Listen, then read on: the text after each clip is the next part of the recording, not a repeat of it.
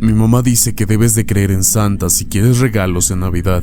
A veces se me hace muy difícil, como cuando veo al Santa del centro comercial y se ve muy diferente al Santa que vi el año pasado. Siempre que le menciono esto a mi mamá me dice que no debo de hablar de ello. Me dice que si lo hago, no recibiré regalos en Navidad. También me dice que debo de dar por sentado que se trata de la magia de Santa. También me dice que siempre debo de creer que se trata de la magia de Santa. La Navidad pasada fui a jugar con mi hermana menor al parque. Tuve una guerra de bolas de nieve con mis amigos mientras ella construía un muñeco de nieve. Ese día vimos a Santa en el parque. Llegó y nos entregó un regalo sin envolver a cada uno de nosotros. Nos dijo que todos habíamos sido niños y niñas buenos. Le dijo a mi hermana que su regalo estaba en el trineo, porque era muy grande como para poder cargarlo. Mi hermana se fue con él, pero nunca regresó. Los oficiales de policía nos hicieron muchas preguntas, pero todos insistimos que solo se trataba de Santa. El gran y alegre Santa con su característico traje rojo. Era lo único que sabíamos. Este año recibí demasiados regalos, más de lo normal, y estoy tan contento de no haberles dicho que Santa en realidad se parecía a nuestro vecino, el señor Wilkins, y estoy tan contento de no haberles dicho que vi a mi hermana meterse a una camioneta azul en lugar de un trineo. Mi mamá me dice que nunca debo de hablar de estas cosas, que simplemente se trata de la magia de Santa, y me dice que debo de creer en Santa si es que quiero más regalos en Navidad. Hijo, necesitamos tener una conversación muy seria acerca de la seguridad en Internet. Dije esto mientras me sentaba a su lado. Su laptop estaba abierta. Estaba jugando Minecraft en un servidor público. Sus ojos se encontraban estancados en la pantalla. Había una ventana de chat abierta con diversos comentarios. Hijo, ¿podrías dejar de jugar un minuto? Salió de su mundo de su juego, cerró su computadora y me miró. Papá, ¿otra vez con tus historias de miedo? Claro que no, fingí por un segundo, y entonces le sonreí. Pensé que te gustaban mis historias. Este pequeño había crecido escuchando mis historias sobre chicos que se enfrentaban a brujas, fantasmas y hombres lobo, de la misma forma que muchas generaciones de padres usaban las historias de terror para reforzar su moral y enseñarles algunas lecciones de seguridad. Los padres solteros como yo deben emplear todas sus herramientas a su disposición. Aún así, mi hijo frunció el ceño. Eran divertidas cuando tenía 6 años. Ahora me estoy haciendo grande. Ya no me asustan. Incluso algunas son muy tontas. Si me vas a contar una historia sobre el internet, ¿realmente podrías hacerla aterradora? Lo miré de reojo. Estaba bastante incrédulo. Él cruzó los brazos en señal de rechazo. Papá, tengo 15 años y creo que puedo soportar cualquier historia que me cuentes. Está bien, voy a intentarlo. Así que comencé a contarle la siguiente historia. Eras una vez un niño llamado Colby. Su expresión me indicó que no lo había impresionado con el tema de introducción. Suspiró pesadamente y se conformó con otra historia más de su padre. Aún así no me rendí y yo continué. Colby navegaba por varios sitios web para niños. Después de un tiempo, pasó a platicar con otros compañeros que se encontraban en sus juegos en línea. Fue ahí que hizo amistad con un niño llamado Helper 23. El chico tenía su misma edad, que eran 12 años. Tenían en común el gusto por los mismos juegos, los mismos programas de televisión. Se reían de los chistes del otro y exploraban nuevos juegos juntos. Tras unos meses de amistad, Colby le obsequió a Helper 6 diamantes en un videojuego que estaban jugando. Fue un regalo bastante generoso.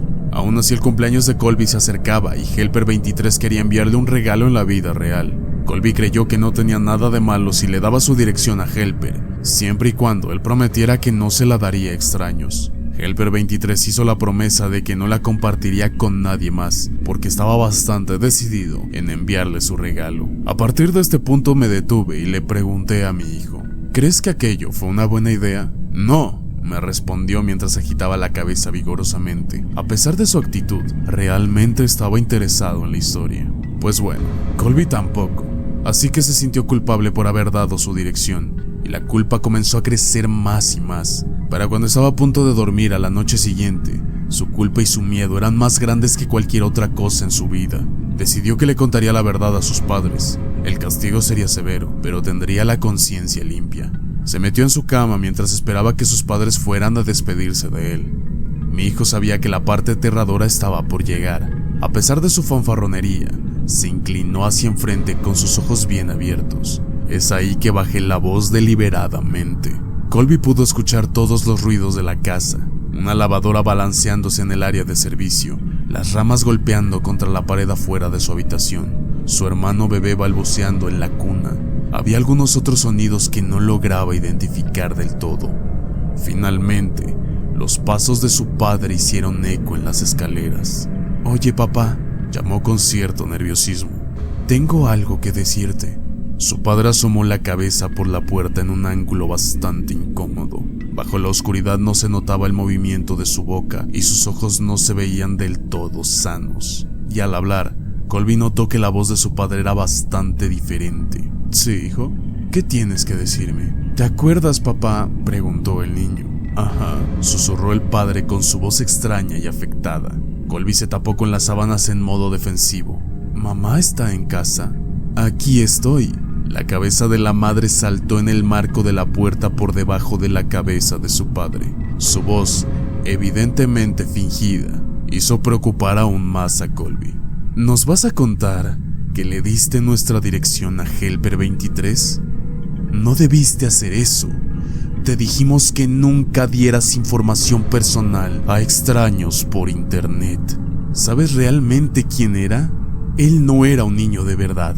Solamente fingía ser uno. ¿Sabes lo que hizo? Llegó a nuestra casa, forzó la entrada y nos asesinó a los dos, solo para que pudiera pasar algo de tiempo contigo». Es ahí que un hombre enorme con una chaqueta húmeda emergió del marco de la puerta, sosteniendo las dos cabezas cercenadas. Colby soltó un grito aterrador, mientras que el hombre tiró ambas cabezas y desenfundó su cuchillo y entró a la habitación para hacer de las suyas con el niño. Es ahí que mi hijo gritó también. Cruzó las manos protectoramente sobre su rostro y apenas estaba calentando con la historia. Después de muchas horas, el niño estaba casi muerto. Sus gritos, aterradores y fuertes, empezaron a convertirse en quejidos cada vez más leves. El asesino notó el llanto del bebé en el otro cuarto y retiró el cuchillo del cuerpo de Colby. Esto lo interpretó como un obsequio. Él nunca había asesinado a un bebé antes y estaba emocionado por la posibilidad. Helper 23 dejó a Colby en su lecho de muerte y persiguió el llanto como si fuese la luz de un faro. En el cuarto del bebé, caminó hasta la cuna, levantó al infante y lo sostuvo en sus brazos.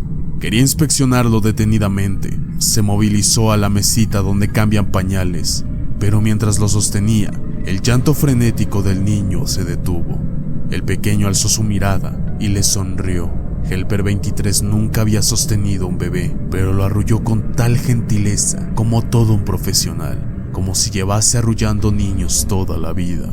Se limpió su mano sangrienta en la sábana para poder acariciar la mejilla del pequeño, para después en un tono muy amable decirle al niño: «¿Qué tal, pequeñín risueño?».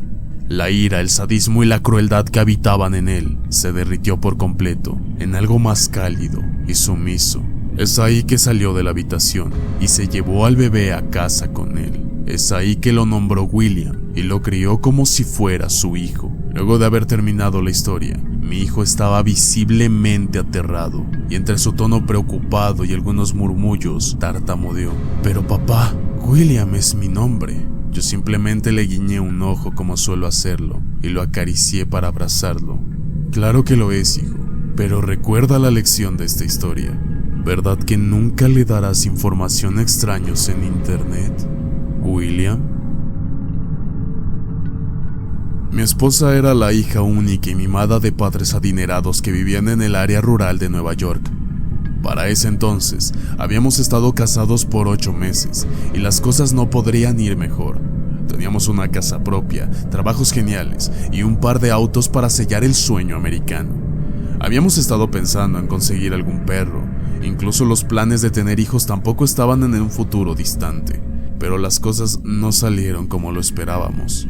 Una mañana, mi esposa recibió una llamada de la policía informándole que sus padres, lamentablemente, habían fallecido en un accidente vial. Nunca la había visto tan abatida en toda mi vida. Después de velar los cuerpos y de los funerales, llegaron los crudos trámites legales de los que nadie nunca quiere hablar después de una muerte. Cuando repasamos el testamento, descubrimos que sus padres le habían dejado la hacienda, una parcela de tierra de más de 200 hectáreas y una casa de más de $2 millones en el lago. Estábamos bastante sorprendidos, por decir poco. Comenzamos a mudarnos lo más pronto posible. Vendimos nuestra casa vieja y los autos y aceptamos amablemente todas las pertenencias que sus padres habían querido que tuviéramos. Pero hubo un problema. La casa simplemente se sentía muerta. Era muy grande, pero de alguna forma se sentía estrecha. Todas las paredes parecían ser más angostas de lo que deberían. Podías gritar desde un extremo de la casa sin poder escucharlo en el otro. Acostumbrarnos a esta casa nos tomó un tiempo, pero al final le agarramos cariño a esta enorme mansión. O al menos eso fue lo que le dije a mi esposa, ya que cuando yo estaba solo, había algo desconcertante sobre el lugar. Un rechinido en el piso, un crujido en la ventana, un escalofrío en mi cuello cuando pasaba al lado de una ventana brillante, sintiéndome como si estuviera siendo observado. Era una sensación que verdaderamente odiaba. Mi esposa trabajaba hasta tarde cada día de la semana. Cuidaba personas en un asilo bastante importante de la ciudad, y algunos de sus turnos se extendían desde las 4 de la tarde hasta la medianoche. Usualmente cuando yo llegaba de trabajar disfrutaba mucho de mi tiempo a solas. Leía con frecuencia o escribía algunas cosas. A veces preparaba una buena botana y me sumergía en una película. Y esta fue una de esas noches en las que alisté todo. Preparé mis botanas favoritas, me envolví en una sábana y empecé a ver una de mis películas favoritas. Fue exactamente un viernes y apenas eran las 8 de la noche. Así que supuse que unas cuantas cervezas no me caerían mal. Tenía 4 horas y media hasta que regresara mi esposa. Me bebí algunas y llegué a casi la mitad de la película cuando escuché algo en el piso de abajo. Juro que pensé que era la casa jugándome trucos como lo había hecho tantas veces en el pasado. Así que traté de ignorarlo, pero entonces escuché un portazo y me levanté rápidamente y fui a la planta baja. Mi corazón se paralizó cuando vi el resplandor de la luz de la cocina, que yo sabía perfectamente que antes de subir, la luz estaba apagada. Me acerqué progresivamente a la entrada que conducía a la cocina. Podía oír que había movimiento y una sensación sobrecogedora de terror se filtró en mi cuerpo cuando finalmente me asomé por un lado de la pared, y quien estaba ahí era mi esposa. «Dios mío, mujer», le grité bromeando. Ella dio un brinco, sobresaltada por mi presencia. Me pidió que no la asustara así. «Que no te asuste. Yo pensaba que me iba a morir. ¿No se te ocurrió hablarme para saludar o algo? ¿Y por qué estás en casa tan temprano? ¿A tu jefa le parece bien?» Me dijo que no había problema, que lo que pasaba es que no se estaba sintiendo bien. Es ahí que la cuestioné por esto, pues yo la veía perfectamente normal. Pero en ese entonces soltó una mirada de culpa. «Estoy totalmente bien. Es solo que no quería estar ahí», me dijo con una risita bastante coqueta. Me pareció extraño. Nunca había llegado a casa tan temprano y no parecía importarle mucho. Pasé mi atención rápidamente a las bolsas de víveres. Le pregunté qué iba a preparar, a lo cual respondió con mucha emoción: «Pollo al curry». «Vaya, me muero de ganas por probarlo. ¿Necesitas ayuda con algo?». Se dio la vuelta con el cuchillo en su mano mientras sacaba el pollo. Me sonrió y me dijo que no. Lentamente me apuntó con el cuchillo y declaró, con ojos bastante lujuriosos: «Esta es tu noche. Te prepararé la cena y quizás después puedas ayudarme con algunas otras cosas». Me sonrió de nuevo, me mordí el labio y la observé mientras seguía preparando la comida. Evidentemente le agarré el trasero y le dije que iba a ver el resto de mi película. Es ahí que subí a las escaleras y me recosté de nuevo en la cama. Una media hora después mi esposa entró a la habitación para decirme que la cena ya estaba lista. Una vez mencionó esto, empezó a salir lentamente del cuarto. Bajé unos minutos más tarde encontrándome con una cena desplegada atractivamente. La mesa se veía asombrosa. «Por Dios, mujer, vaya que te luciste. Tengo que tomar una foto para mi Insta». Revisé mis bolsillos y noté que había dejado mi teléfono arriba. Subí rápidamente y no pude encontrarlo por ninguna parte, pero de seguro estaba perdido entre las cobijas. Fui al principio de las escaleras y le pregunté a mi esposa si podría llamarme. Ella solo se rió. «No lo haré, creo que tendrás que esforzarte para tener esa foto en tu Insta. Esto me molestó un poco, ya que la comida se estaba enfriando. Aún así seguí buscando por unos 3 minutos hasta que lo escuché vibrar, y lo encontré en el suelo, debajo de una de mis camisas. La llamada que estaba entrando era de mi esposa, yo pensando que al fin se dignó en llamar para poder encontrar mi teléfono. «Al fin que me llamas», dije y colgué la llamada, mientras estaba a punto de bajar a cenar. Pero en eso el teléfono volvió a sonar, y era mi esposa de nuevo. «¿Qué es lo que quieres?», le pregunté. «Disculpa, ¿qué fue ese al fin? ¿Y por qué estás siendo tan grosero?». «Pues no querías llamar a mi teléfono. Perdona que no te pueda llamar siempre que tú quieras. Estoy en el trabajo y siempre tengo cosas que hacer». Pero una vez que mi esposa me declaró esto, un escalofrío recorrió toda mi espalda. «¿Qué es lo que acabas de decir?». «Te dije que estoy bastante ocupada y todo apunta a que quizás voy a salir una hora más tarde del trabajo. Solo quería llamarte para decir que te extrañaba, pero tenías que contestar el teléfono en un tono tan cretino». «Espera un momento. ¿Me estás diciendo que tú no estás en la casa y en este momento no estás en la cocina?», repliqué, mostrando evidentemente mi confusión y mi terror al analizar la situación. «No, por supuesto que no estoy en la cocina. ¿Por qué dices eso?», dijo en un tono de broma. No, espera. Te digo que hay alguien aquí que se ve exactamente como tú. Yo pensé que ya habías llegado temprano». Los dos nos quedamos en silencio por algunos segundos, un silencio bastante aterrador que parecía eterno, para después mi esposa decirme en un tono bastante alarmado: «Tienes que ponerle llave al dormitorio ahora mismo y encuentra algo con lo que puedas defenderte. Utilízalo como arma. Yo voy a llamar a la policía». «Cariño, ¿pero qué mierda está pasando? ¿Quién es ella?», exigí una explicación mientras el miedo fluía en mi voz. «Es mi hermana». Me quedé en el dormitorio hasta que la policía llegó. Resultó que se había asustado al escuchar las sirenas y se fue antes de que la policía entrara al domicilio. Al analizar lo que ella había preparado, encontraron arsénico en la comida y una nota con 4 palabras: «Esta es mi casa». Mi esposa nunca me había contado sobre su hermana gemela. Al parecer había estado entrando y saliendo de la prisión y de algunos hospitales psiquiátricos toda su vida. Su familia la había desheredado y era como si estuviera muerta o como si nunca hubiera existido. Estuvo desaparecida por mucho tiempo hasta que escuchó lo del accidente. Es ahí que pensé que todas esas sensaciones extrañas que venía sintiendo estando en la casa tenían una razón de ser. Pero lo peor de todo es que todas esas extrañas sensaciones no han desaparecido. Soy un geólogo que trabaja en el Parque Nacional del Valle de la Muerte en Nevada.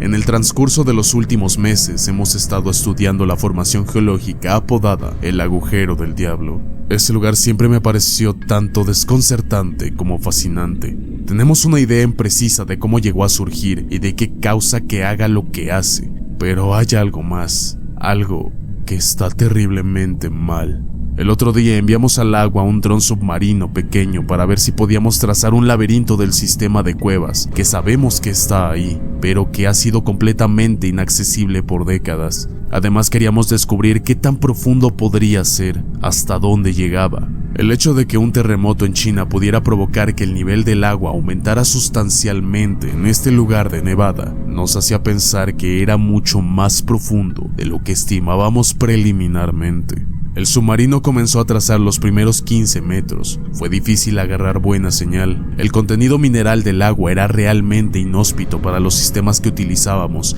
y la manera en que se comunican entre sí. Sin mencionar que, una vez llegas hasta ahí abajo, el agua supercalentada cerca de los conductos geotermales es suficiente para estropear el dron por completo. Alrededor de los 23 metros la señal se puso bastante delicada. Teníamos unos cuantos minutos de comunicación decente, pero luego se cortaba en su totalidad y nos dejaba preguntándonos si el submarino había chocado o si se había dañado irreparablemente. Durante los momentos cuando podíamos mover el dron, explorábamos de cueva en cueva e íbamos más y más profundo. El agua estaba por encima de su punto de ebullición y a medida que la presión incrementaba, la temperatura también lo hacía. El submarino podría soportar hasta 200 grados Celsius, pero por un corto periodo de tiempo, y el termómetro que medía la temperatura del agua estaba acercándose a ese máximo. Llegamos a un punto relativamente cálido, alrededor de 107 grados Celsius, y se nos dijo que esperáramos. Greg, el sujeto que estaba operando el equipo óptico del dron, seguía insistiendo que veía destellos de luz muy por debajo de nuestra posición. Yo insistía con que el equipo estaba funcionando mal y causaba esos destellos, pero Greg no se callaba. Sobre otro sensor estaba registrando explosiones de calor al mismo tiempo en que aparecían los destellos. Discutimos por un momento breve y el dron se mantuvo en su sitio. El nivel del agua del agujero comenzó a elevarse. Eso no era inesperado, pues una cantidad increíblemente pequeña de actividad sísmica en cualquier parte del mundo era suficiente para mover el agua de este lugar. Seguimos peleando y no notamos que hubo más destellos en la pantalla hasta mucho después, cuando analizamos el video. Pero lo que finalmente nos sacó de nuestros respectivos berrinches fue la manera en la que el agua había comenzado a cambiar de color. Pasó de un tono normal a un rojo apagado. Greg le echó un vistazo a la pantalla y notó que la profundidad del agua en la caverna, que originalmente era de 11 metros, había cambiado drásticamente a 107.600 metros. Sabíamos que tenía que ser un error. Aparecieron más destellos en la pantalla a medida que el agua espumeaba y burbujeaba en la superficie. Y luego la transmisión se cortó. Greg y yo analizamos el video por la noche. Todo lo que habíamos visto estaba ahí y aún era igual de confuso, pero Greg vio un pico ligero en la pista del audio, cuando la profundidad de la caverna pareció desplomarse hasta el fondo. Lo pasó por algunos filtros para amplificar la señal y aclarar lo que se escuchaba, y luego lo reprodujo. Lo escuchamos 25 veces consecutivas, a pesar de que escuchamos algo perfectamente la primera vez. Déjenme dormir, déjenme dormir, pronto ascenderé. Correspondiente con el incremento masivo en profundidad y con la última palabra del mensaje, hubo un destello más en el último fotograma antes de que el dron se perdiera. Después de que Greg lo aclarara, vimos lo que era: el único y brillante ojo rojo que parecía tener el tamaño de una casa. El tamaño de una casa desde 107.600 metros de distancia.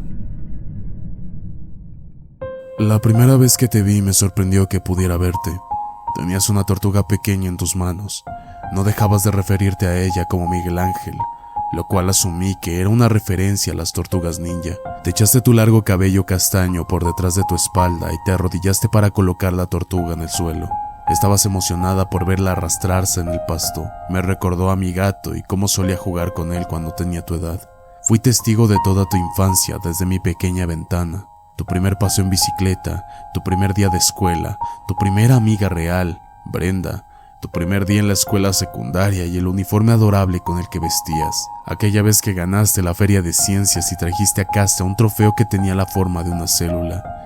Fuiste una niña muy feliz. Te vi crecer, vi los cambios en tu cuerpo, te hiciste más alta, tu complexión se hizo más delgada, tu rostro más bello que nunca. Noté cuando los demás comenzaron a verte de forma distinta. Las miradas de las chicas celosas por tu belleza, los ojos saltones de los muchachos. Todo esto sucedió delante de mí y noté que yo también estaba cambiando. Envejecía, me debilitaba, me desilusionaba. Perdí mi voluntad para escapar de mi dolorosa vida. Lo único que tenía para seguir motivándome era esta ventana hacia tu vida. Vivía mis días a través de los tuyos. Observarte era entretenimiento suficiente para mí. No te imaginas todas las maneras en las que me salvaste de pensamientos malos, de días malos y de todo el dolor que había estado sufriendo. Vi el día en el que ese joven apuesto llegó a recogerte en su convertible rojo. Tu madre no estaba feliz al respecto, pero sabía que no tenía elección. Tú tenías que comenzar a extender tus alas en algún punto. Saliste con un vestido floral hermoso que hacía juego con las flores de verano. Esa noche regresaste tarde. Traías un oso de felpa, algunas sobras de algodón de azúcar. Supuse que habías ido a la feria. Imaginé todas las atracciones en las que te debiste haber subido, lo divertido que debió haber sido para ti. Me hacía muy feliz que hubieras disfrutado tu primera cita. Luego llegó el beso mágico. Él se inclinó, ruborizándose, y al final te besó. Tus mejillas estaban tan rojas que supe enseguida que había presenciado tu primer beso. Cerré mis ojos, imaginándome cómo debió haberse sentido. Por un segundo, Imaginé que era yo quien estaba viviendo esa situación, sonriendo tan ampliamente, con mariposas en mi estómago y un primer beso en mis labios. Realmente estaba muy feliz por ti. Te quería agradecer por haberme permitido vivir de nuevo, por haberme permitido soñar. Te quería agradecer, pero no me atrevía, porque no podía hablarte y no sabía cómo. Si tan solo te hubieras percatado de mi ventana. Pero entonces, un día lo escuché hablando de ti al hombre con el que vivo. Él te había notado. Lo escuché quejándose sobre cómo las chicas lindas como tú no debían enseñar sus piernas de esa manera. Desde el momento en el que empezó a notar tu cuerpo, supe que se había terminado. Supe que te convertirías en su siguiente trofeo. Así que te tenía que alejar de él. Y esta era mi oportunidad para agradecerte. No podía permitir que te convirtieras en mí. Había tenido suerte. No sabía por qué yo le gustaba tanto. La mayoría de las demás chicas iban y venían para nunca volver. Pero a lo largo de todos los años, siempre me mantuvo aquí abajo. Creo que es porque vio que aún retenía un poco de luz dentro de mí, un poco de esperanza. Todas las demás chicas habían muerto mucho antes de que él las asesinara. Puedo verlo en sus ojos mucho antes de que las destrozara frente a mí, alardeando. Pero no fue mi caso, tú me hiciste seguir. Tenía mi ventana, mi pequeña ranura en la parte superior de la pared de mi sótano, al que llamo hogar. A él no le gustaba que no me pudiera romper. No se había dado cuenta de mi pequeña ranura, así que me conservó para ver cuánto tiempo podía permanecer así. Era un juego bastante enfermizo, pero era un juego que yo estaba ganando gracias a ti. Pero entonces te descubrió, y lo supe. Supe el destino que te deparaba si él posaba sus peligrosas manos sobre ti. Amasé toda la fuerza que me quedaba y me preparé para finalmente hacer algo al respecto. Y quiero darte las gracias, porque si estás leyendo esta carta, significa que lo logré. Amasé mi coraje, lo canalicé en acciones y ejecuté mi plan de escape de una vez por todas. Le haré creer que he muerto. Realmente no sé si funcionará, pero si lo hace, se acercará para levantarme. Es ahí que lo patearé inmediatamente y tan fuerte como pueda en donde sé que más le dolerá. Luego robaré sus llaves y correré lo más rápido posible y dejaré esta carta en tu buzón. Tengo la sensación de que me perseguirá y al final me atrapará porque soy bastante débil. Me encuentro muy débil y maltratada. Apenas sigue existiendo un humano en este cuerpo mío, pero si ese es el caso, me he estado preparando para abandonar este mundo por un largo tiempo. Dudo que alguien me vaya a escuchar o ver. Esta calle está demasiado desolada. A veces parece que tú eres la única con vida por aquí, pero siempre y cuando recibas esta carta, sabré que cumplí con mi parte y estarás a salvo. Los monstruos son reales y este se llama Ryan Morehouse. Es tu vecino, en la casa de enfrente a la tuya. Me ha mantenido secuestrada en este sótano un largo tiempo. He perdido la cuenta de los años, pero creo que casi debo de tener 30 años. Tenía 15 cuando me trajo por primera vez. Mis padres debieron haber estado buscándome. Pero por favor, no les cuentes acerca de mí. No quiero que sepan de las torturas que me hizo pasar. No quiero que me vean rota de esta forma. Solo quiero que lo reportes a la policía. Su naturaleza maligna, su mente depravada solamente puede ser detenida si está aprisionado detrás de las barras. Descubrirán cuerpos colgando en las paredes del sótano. Para este punto he aprendido a vivir con el dolor, pero los notarán en el instante que pongan un pie aquí abajo. Hay muchas chicas jóvenes en las paredes de mi habitación. Diles que las traten con delicadeza. Son buenas chicas y han sido mis acompañantes, mis amigas. Y una vez más te quiero dar las gracias. Fuiste lo único que me hizo seguir adelante. Fuiste mi luz. Y ahora estoy escapando gracias a ti. Escapando de esta habitación horrenda. Escapando de esta vida horrenda. Incluso si significa que finalmente podré morir. Te quiere la chica que te vio crecer. Descubrimos esta carta en nuestro buzón después de haber contactado a las autoridades. Entraron al hogar de nuestro vecino al lado de la calle y durante el transcurso de 5 días se encontraron un total de 30 cuerpos ocultos en diferentes secciones de su casa. Tenía planes de secuestrar a nuestra hija, pero gracias a esta desconocida, su plan fue interceptado.